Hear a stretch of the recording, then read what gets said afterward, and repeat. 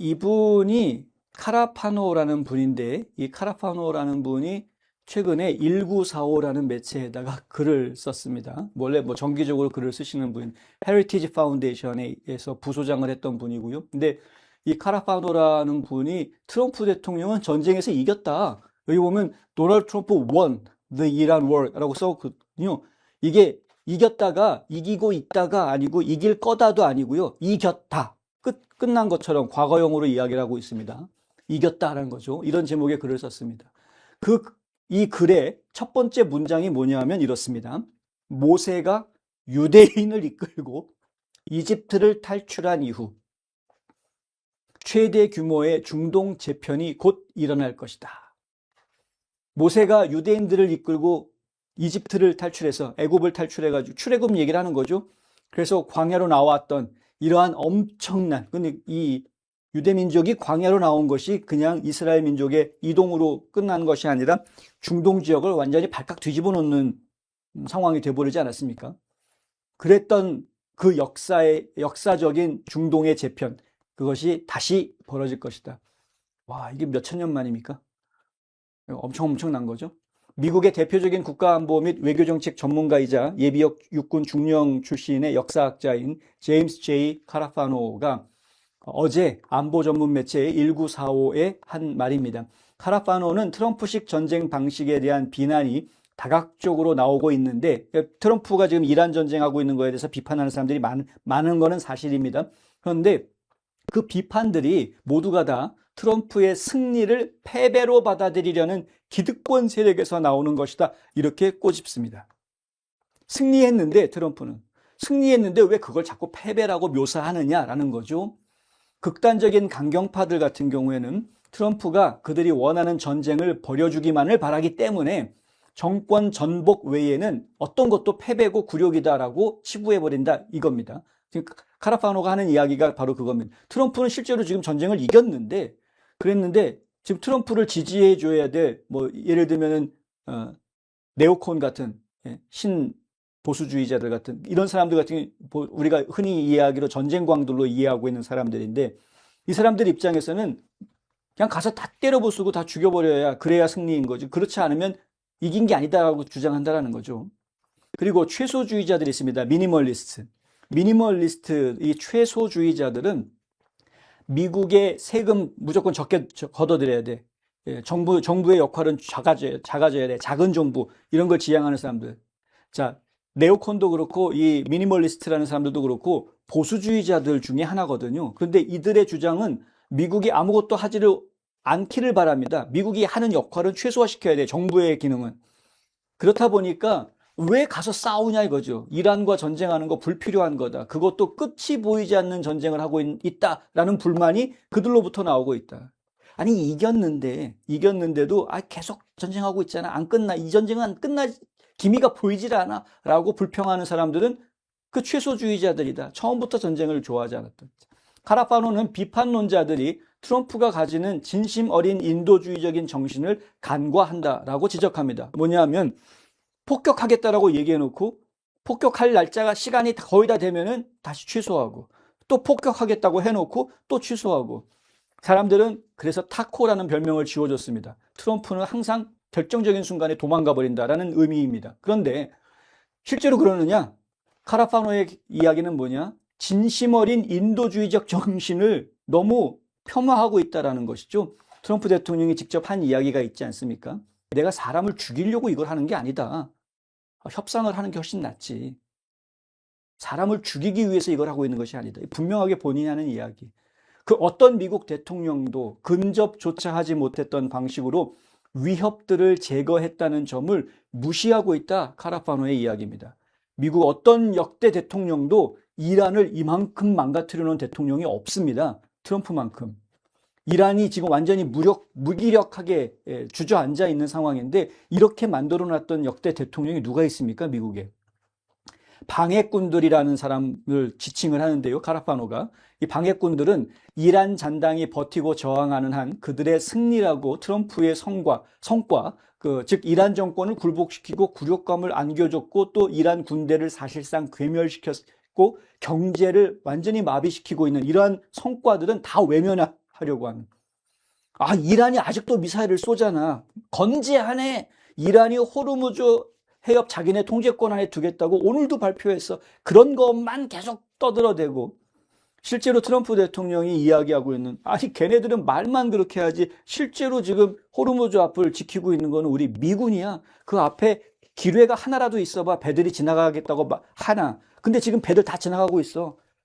작업 통해가지고 다 기뢰 없애버렸어. 지금 다 사람들 다 자유롭게 항해하고 있는 상황이야. 이란은 걸핏하면 큰 소리 치고 있는데 걔네들이 할 수 있는 건 아무것도 없어. 이 트럼프의 주장은 아무도 얘기를 안 하려고 그래. 왜 이러느냐는 거죠. 이런 사람들을 방해꾼이라고 표현합니다. 카라파노는 승자는 승리의 의미를 스스로 정의할 수 있다고 이야기합니다. 이 역사학자로서 할 수 있는 표현이죠. 승자는 승리의 의미를 스스로 정의할 수 있다.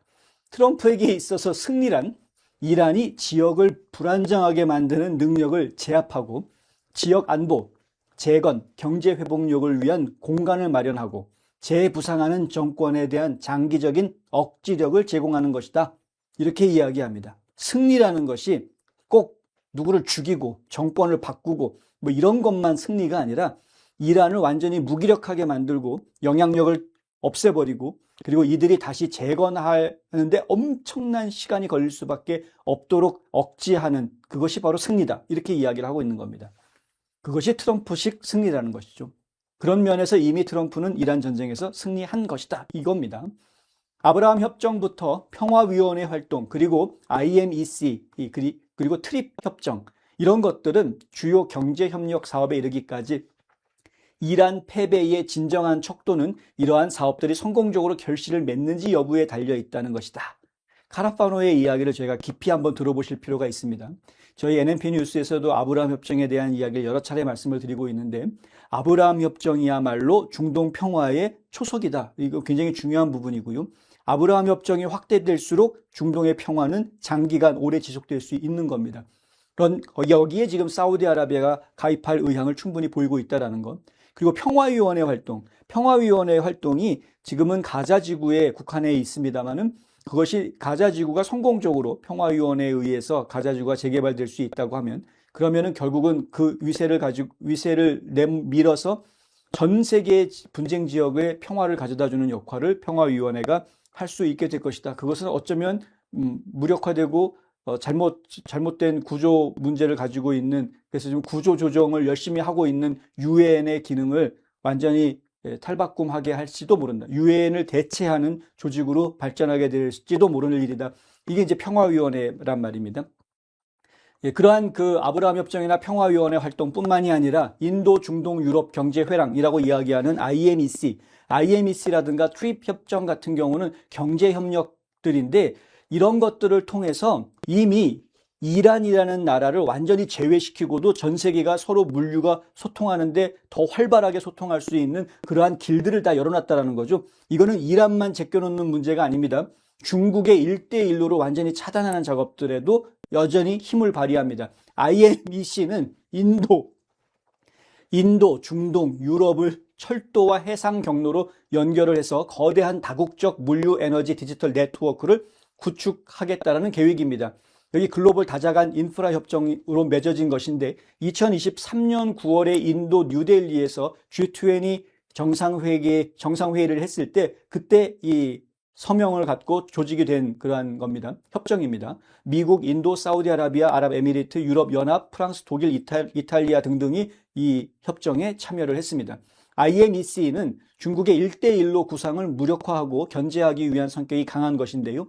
글로벌 무역 초크포인트, 예를 들어서 이번에 호르무즈라든가 이런 데 문제가 생기면은 거의 완전히 병목이 돼버리지 않습니까? 병목 현상이 돼버리는 이러한 사태가 발생했을 때를 위해서 대한 공급망을 확보하는 거죠. 이런 문제가 병목 현상이 어디에선가 생겼다. 뭐 전쟁이 벌어진다거나 뭐 이런 식으로. 그랬을 경우에 대안으로 사용할 수 있는 루트들을 미리 개발해 놓는다라는 것이죠. 미국 주도의 중동 지역 안정을 공공히 하는 효과가 기대되는 그런 협정입니다. 그래서 지금 이 협정이 2023년에 만들어지긴 했습니다만은, 아니죠. 2025년에 만들어졌나요? 2023년에 만들어지게 됐는데, 결국은 이러한 것들이 활성화되게 만들면서 지금 이제 이것이 활성화하게 되게 만들면서 중국과 이란을 미국의 적국들을 고립시킬 수 있는 그런 효과를 지금 가져오고 있다. 2026년 1월 미국과 아르메니아 정부가 발표한 트립 협정 같은 경우에는 남코카서스 지역의 핵심 교통망 구축 계획인데, 아르메니아와 아제르바이잔의 영토인 나이체반을 연결해서 동서교역로인 중앙회랑을 활성화시키는 이 미들 코리도라는 것을 활성화시키는 것을 목적으로 추진이 된 겁니다. 그런데 미국이 중앙아시아 지역에 대해서는 유독 그렇게 큰 투자나 관심을 가져오지 않았었는데, 트럼프 대통령이 이번에 2기 집권을 시작하면서 중앙아시아 지역에 있는 대통령들을 다 백악관으로 불러들여가지고 여러 가지 협정들을 맺는 모습을 보았고, 그쪽 지역에 상당한 액수의 2억 달러 이상의 투자를 하는 모습도 저희가 지금 보고 있습니다. 이란은 세계 석유 수출량의 3분의 1 이상을 차단할 수 있다라고 하면서 위협을 할 수 있다라는 생각을 가졌습니다. 그래서 지금 큰 소리를 치고 있고, 호르무즈 앞을 자기네들의 통제권 하에 두겠다 이런 말을 하고 있죠. 전쟁이 계속되고 있는 상황인데 국제 유가가 크게 흔들리지를 않습니다. 이란 혁명 수비대에서는 뭐라고 그랬습니까? 국제 유가가 배럴당 200달러까지 올라갈 거다라고 큰 소리를 쳤었는데 그런 일 벌어지지 않았습니다. 오히려 역내 석유 수출은 회복세를 보였고, 아랍에미리트 같은 경우에는 전쟁이 벌어지기 이전 수준의 85% 수준으로 지금 석유를 수출하고 있는 그런 상황입니다. 거의 정상화가 다 돼가고 있습니다. 전쟁이 아직 끝나지도 않은 상황인데, 평화위원회는 이란의 반대에도 불구하고 하마스 무장 해제에 대한 전례 없는 합의를 발표했습니다. 미국은 이스라엘, 레바논과 함께 3자 협력 체제를 주도하는 한편 시리아와의 관계 정상화를 위해서도 적극적으로 노력하고 있는 그러한 상황입니다. 최근에 미국과 이라크는 600억 달러가 넘는 규모의 미래경제협정을 발표했고, 사우디아라비아는 후티 반군에 대항하는 다국적 연합군을 창설한 상황입니다.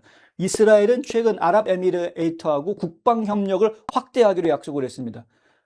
이런 중동에서 벌어지고 있는 이러한 변화가 과거에는 상상하지 못했던 일들이라는 것이죠. 카라파노는 이러한 모든 계획들은 영내 강대국들이 집단 안보를 확대하고 현 이란 정권에 대한 재래식 억지력 체계를 구축하려는 의지가 커지고 있음을 보여준다라고 지적합니다. 카라파노는 이러한 계획들이 트럼프가 전쟁에서 지고 있다면 실현되지 않았을 일들이다라고 이야기합니다. 오히려 지금 목격되고 있는 것은 미국의 영향력이 늘어나고 있는 것, 증대하고 있는 것을 보여주고 있고, 또 파트너십이 강화되고 있고, 중동의 국가들과, 그리고 트럼프 대통령이 구상하는 지역의 장기적인 평화와 안정을 위한 틀에 대한 추진력의 확대다, 이렇게 카라파노는 이야기합니다. 그렇죠. 지금 아브라함 어코드가 점점 더 강해지려고 합니다. 중동의 평화는 안착될 겁니다. 카라파노는 이는 패배의 징후가 아니다, 전례 없는 규모의 지역적 변혁을 의미하고 있다, 이렇게 결론 짓습니다. 역사가들은 트럼프가 현대 중동의 판도를 바꾸는데 가장 중대한 영향을 미친 인물이라고 기록하게 될 것이다. 장기적으로 볼 때 이는 미국을 다시 위대하게 만들고 유지하는 일을 더욱 수월하게 만들어줄 것이며, 해결해야 할 문제보다 더 많은 이점을 가져다 줄 세계의 일부와 협력하는 것을 의미할 것이다. 중동 지역에 있는 국가들과 협력하는 것이 과연 어떤 의미가 있을까? 예전 같았으면 에너지 문제가 있었겠으나 지금 현대 사회에서 특히 지금의 상황에 미국은 다른 나라로부터 에너지를 굳이 수입해야 될 이유가 별로 없는, 물론 지금 에너지를 수입해가지고 전략 비축유를 지금 계속 늘려나가고 있는 상황이긴 합니다만은, 지금 미국 입장에서는 에너지 독립국가가 되어져 있는 상황에서 과연 중동과 뭘 할 수 있을까? 이런 이야기를 생각하실 수가 있는데요. 전혀 그렇지가 않습니다. 중동 지역에서 미국으로 인해 중동의 평화가 그냥 중동 평화가 이루어지는 게 아니라 아브라함 어코드의 백미는 그것이 미국이 관여했기 때문에 가능하다라는 거거든요. 트럼프 대통령이 미국 대사관을 텔아비브에서 예루살렘으로 옮겼고, 그렇게 옮겨놓고 다른 아랍 국가들한테 가가지고 이스라엘과 화친해라, 평화조약 맺어라 라고 이야기했을 때 다른 아랍 국가들이 미국이 무서워서 협정을 맺었다. 제가 이건 NMP에서 계속 여러 차례 반복해서 전해드렸던 이야기입니다. 네타냐후 총리의 아들을 저희가 만났었는데, 네타냐후 총리의 아들한테 아브라함 어코드에서 물어봤더니 그렇게 썩 탐탁지 않은 듯한 자세로 대답을 해서 저는 의아했었습니다. 당연히 좋아할 줄 알았는데, 그 왜 당신들이 원하지도 않는 협정을 그럼 하고 있는 거냐라고 물어봤더니 아니, 그거는 미국 때문에 하는 거다. 미국을 다 두려워하기 때문에. 아브라함 어코드의 핵심은 미국이 강했기 때문에 미국을 두려워해서 아랍 국가들이 이스라엘과 화친하고 있는 겁니다. 그게 핵심입니다. 미국의 영향력. 이게 어떻게 작용을 하느냐? 중동에 평화가 오게 되고 미국의 영향력이 그 자리에 있게 되면요, 1대1로가 막히게 되어져 있습니다. 퍼져나가질 못합니다. 좀 더 1대1로를 좀 더 앞에서 차단하기 위해서 트럼프 대통령이 한 게 뭐냐? 중앙아시아 국가들한테 투자한 겁니다. 중동 지역과 중앙아시아에다가 투자를 함으로써 미국의 영향력을 거기에다가 심어 놓음으로써 중국의 1대1로는 깨져버리게 되는 것이고요. 러시아도 함부로 넘어가지 못하는 길목을 차단당하게 되는 겁니다. 미국의 영향력이, 그러니까 이 중동의 평화를 가져오는 것이 미국이 전 세계를 감찰하고 통제하는데 굉장히 중요한 밑거름이 되어줄 수 있는 겁니다. 그것은 결국은 미국의 번영으로 이어질 수밖에 없는 결과로 연결되는 것이고요. 그래서 중요한 것이고, 그래서 신경 쓰는 겁니다. 이러한 부분들을 이해를 못하는 미니멀리스트들은 왜 해외에 나가가지고 돈 쓰느냐라는 어리석은 이야기들을 하는 것이죠. 그래서 지금 터커 칼슨이라든가, 마조리 테일러 그린이라든가, 토마스 메시라든가, 이런 사람들이 정신을 못 차리고, 우리가 트럼프를 지지했던 건 이게 아니다라는 식의 말이 나오게 되는, 엉뚱한 얘기가 나오게 되는 거죠. 제대로 이해를 한다면, 지금 이제 카라파노가 이해한 것처럼 제대로 바라보고 있다면, 정말 놀라운 미국의 미래, 놀라운 전 세계의 지구촌의 번영을 내다볼 수 있게 되는 겁니다.